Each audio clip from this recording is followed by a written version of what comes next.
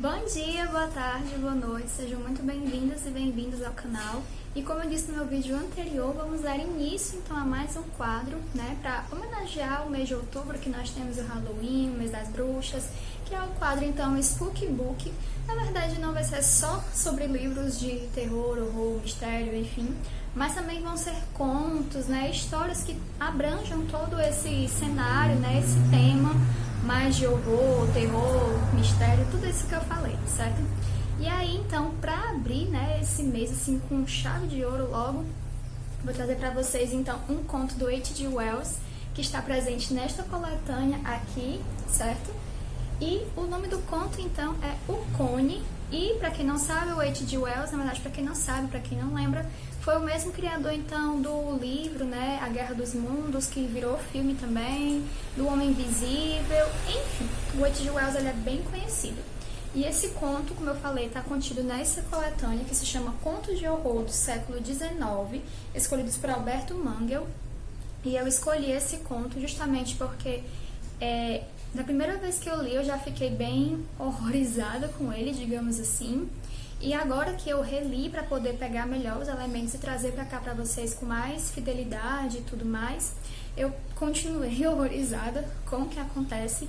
Não porque o que acontece é algo sobrenatural, irreal, ou ilógico, ou fantástico, mas sim porque a característica principal do horror contido nessa história é o fato da capacidade humana de se tornar uma pessoa horrível, horrenda, temível, enfim. Então, por isso que eu resolvi trazer, certo? E gostaria de lembrar também que sempre que eu falo de contos aqui no canal, eu então conto a história inteira, certo? Então, sim, teremos spoilers, tá certo? Fiquem avisados. Quando é livro, eu geralmente não costumo contar o final nem nada do tipo, mas contos, como são histórias mais curtas, eu conto tudo. Então, esse conto começa com um casal, certo? Um homem e uma mulher, eles estão conversando e você percebe que eles estão utilizando um tom na conversa meio apreensivo, meio temeroso também. E aí você descobre, conforme vai lendo os próximos parágrafos, as próximas linhas, você descobre então que eles são amantes, né? Que eles têm uma relação extraconjugal. E que justamente o rapaz que tem essa relação extraconjugal com essa moça, ele é o melhor amigo, se não um dos melhores amigos do marido dela. Então torna tudo mais complicado ainda.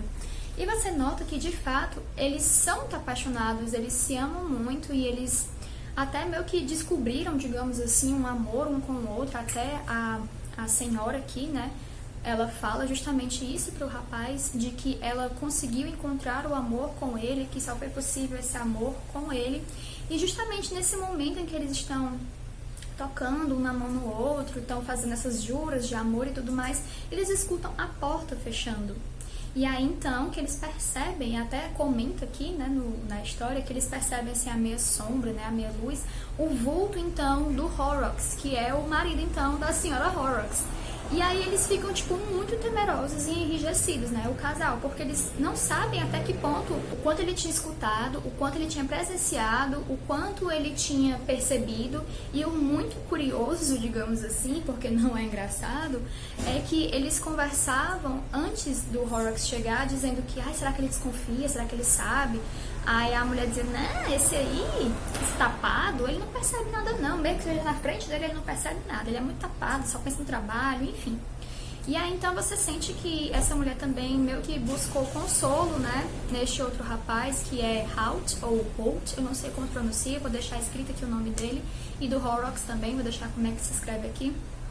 E aí você percebe que ela encontrou então o consolo e o amor que ela queria no Holt. E aí quando o Horrocks chega, né, o ambiente totalmente muda. Tudo fica assim muito rígido, a escolha das palavras é muito medida, porque ninguém sabe o que aconteceu, ninguém sabe até que ponto o Horrocks de fato ouviu, o que ele viu, se ele desconfiava, se ele não desconfiava. E aí então que Holt começa eu vou ficar chamando ele de Holt, certo? O Holt começa então a falar amenidades, né, com o Horrocks, dizendo, olha então, como é que tá no seu trabalho, você disse que ia me levar para ver as suas máquinas, né, a siderúrgica onde você trabalha, que você administra e tal. E o Horrocks, ele tava assim muito comedido, né, assim muito teso também.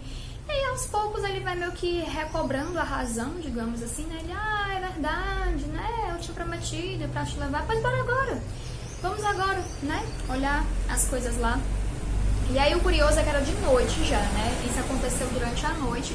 E eles destacam muito no conto, né? Durante, assim, como é que eu posso dizer? A descrição da paisagem local, digamos assim.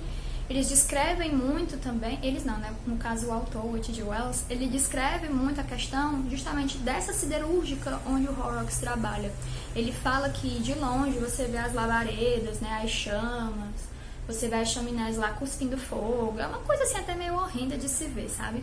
Ao mesmo tempo que parece um espetáculo de cores, digamos assim, não é muito agradável, né? Porque você vê fumaça, você vê fogo, você vê uns sons de explosões, né? Então, tipo, é meio temeroso, né? Pelo menos eu ficaria com medo vendo um negócio desse. Mas enfim. Então, e aí o Horrocks, né, chama, bora então, né? Vamos ver lá. Eu quero muito mostrar mesmo o que é que eu trabalho, né? Já que você tem tanta curiosidade. E diga adeus aí pra senhora Horrocks, né? Dê tchau pra ela. E eles começam a estranhar, né? Esse comportamento assim meio amistoso do Horrocks, né? E a mulher dele tenta até avisar pro Halt pra não ir, né? Não ir com ele, que ele talvez não esteja muito bem do juízo, que ele não tá lá raciocinando muito bem, não aparenta estar muito bem da cabeça, mas ela não consegue, né, dar esse aviso e fica rezando para que tudo aconteça bem, para que tudo acabe bem, né? E que o Halt fique são e salvo e nada de ruim aconteça. Pois muito bem, então. Halt e Horrocks seguem então seu caminho para a siderúrgica onde o Horrocks trabalha. E o Horrocks vai explicando justamente toda a, como é que eu posso dizer, o fluxograma, algo assim do tipo, né? Todo o funcionamento lá da siderúrgica. E ele vai falando justamente do cone, que dá título, então, ao conto. Esses cones, eles são colocados nessas caldeiras gigantes, imensas, como se fossem aquelas...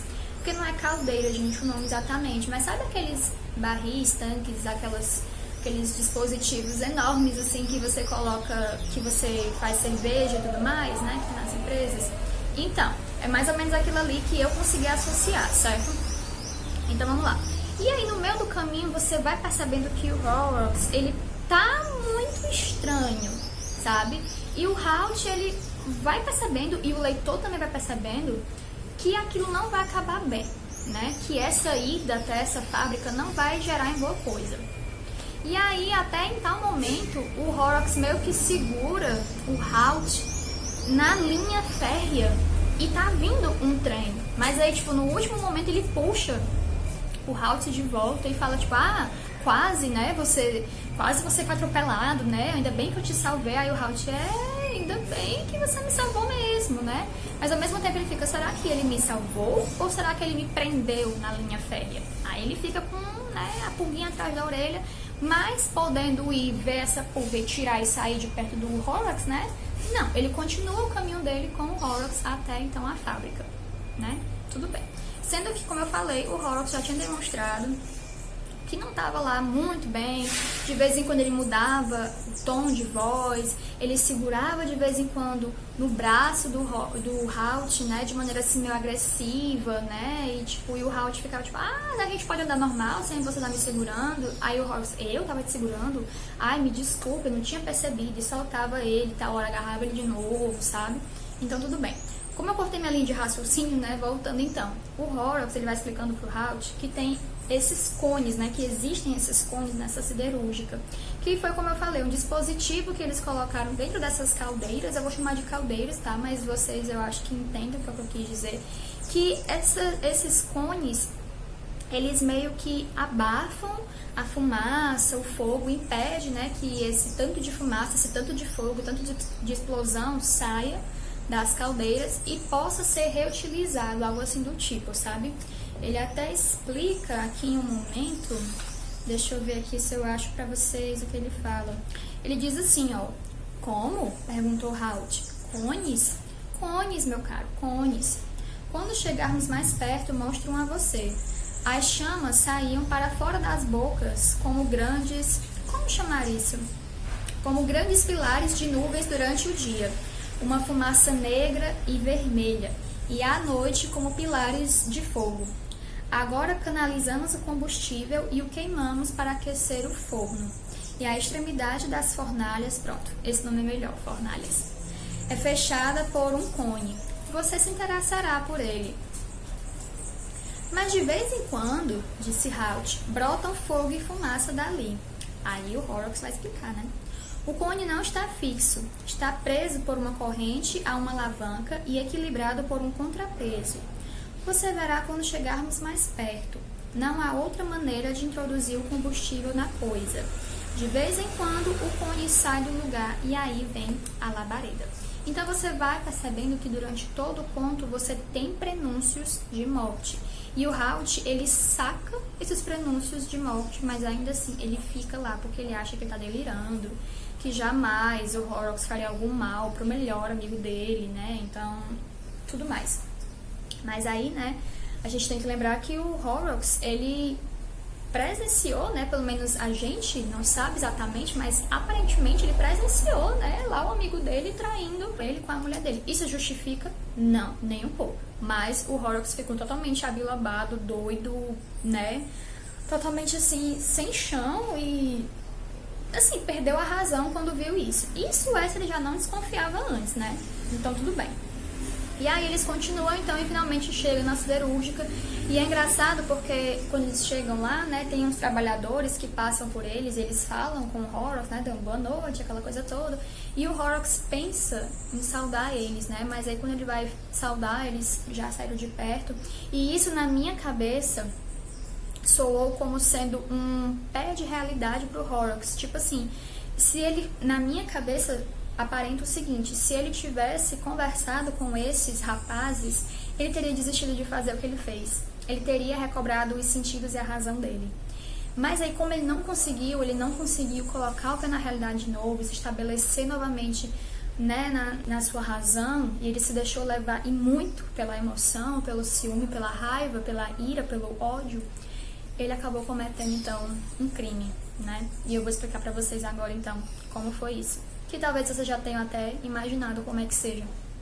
Bom, então, o Horrocks e o Halt subiram, né, até assim, a parte superior, onde estava a parte, como é que eu posso dizer, que estava aparecendo o bocal lá das fornalhas e tudo mais, e estava lá esse cone justamente, né.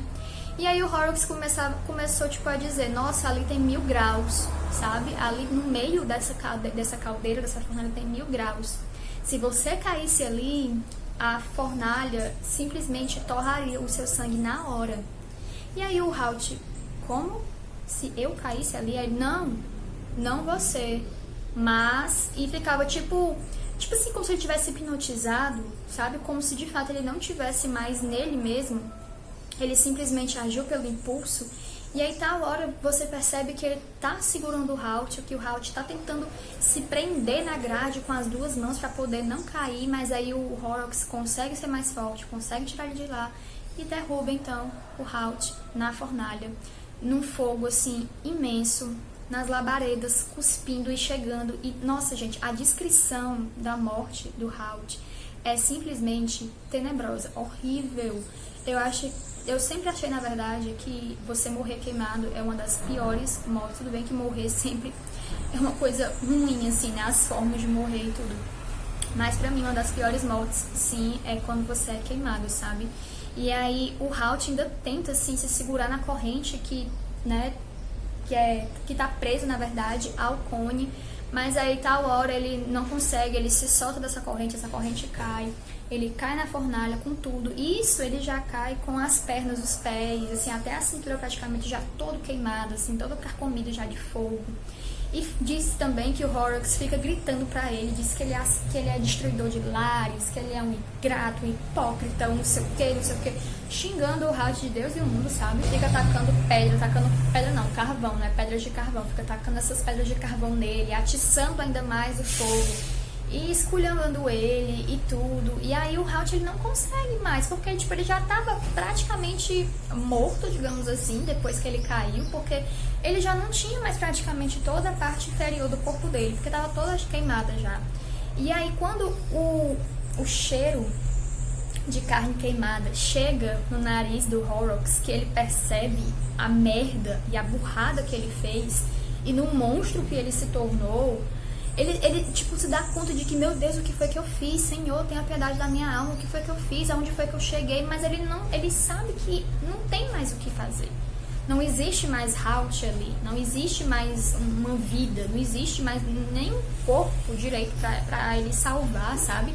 Ele até diz que justamente quando ele se deu conta, né, do ponto que aconteceu, da onde a insanidade dele levou, já não tinha mais Halt. Ele disse que sentia, aliás, ele não sentia, né? Ele via assim aquela criatura, ele até fala aquela criatura que não tinha mais corpo, não tinha mais alma, não tinha mais forma, ainda meio arquejante, mas não tinha mais o que você fazer ali por aquela pessoa, que nem era mais uma pessoa, era um ser carbonizado. Não tinha mais o que se fazer ali pelo Halt.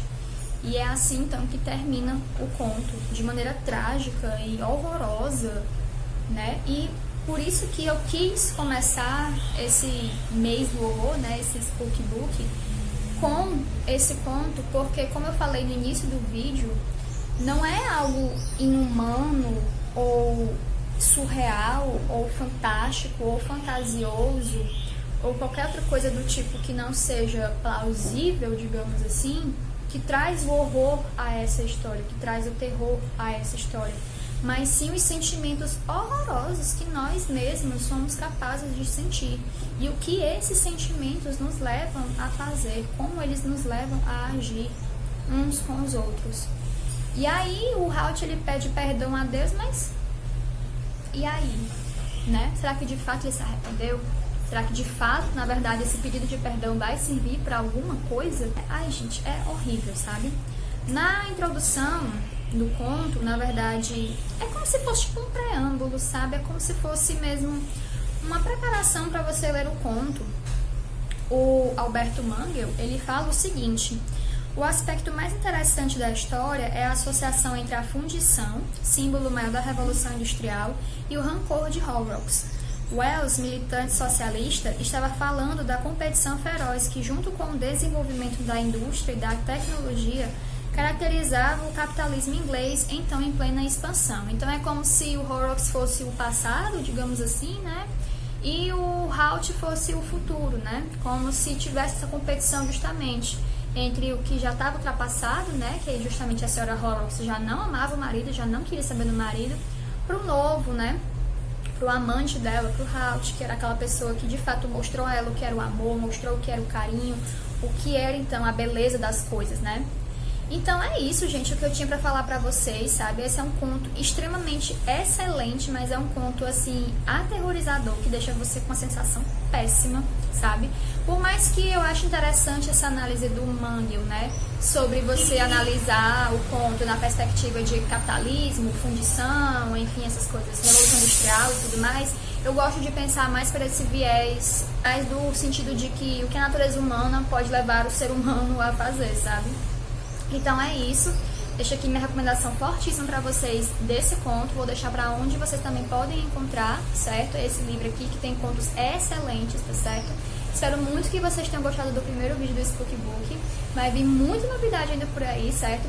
E eu gostaria de terminar então esse vídeo falando para vocês então os últimos parágrafos, né? As últimas linhas desse conto. Deu-se conta daquela agonia com intensidade pungente. E isso superou qualquer outro sentimento. Por um momento ficou ali, indeciso, e em seguida despejou o conteúdo do vagonete sobre aquela coisa espasmódica que antes fora um homem. A massa caiu como um baque, encobrindo o cone. Com isso, o guincho se extinguiu e chamas, fumo e pó subiram até ele no turbilhão. Quando este se desfez, viu o cone de novo limpo. Então recuou cambaleante e ficou ali tremendo, agarrado ao gradil com as duas mãos. Seus lábios se moviam, mas nenhuma palavra saía deles. Abaixo, som de vozes, correria. O clangor da laminação cessou abruptamente.